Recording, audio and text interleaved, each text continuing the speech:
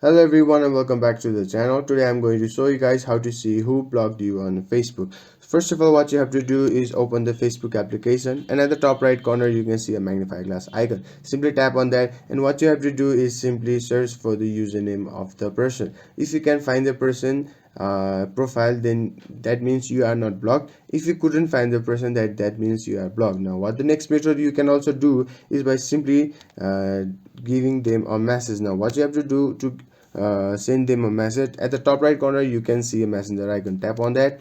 Now what you have to do is simply search for the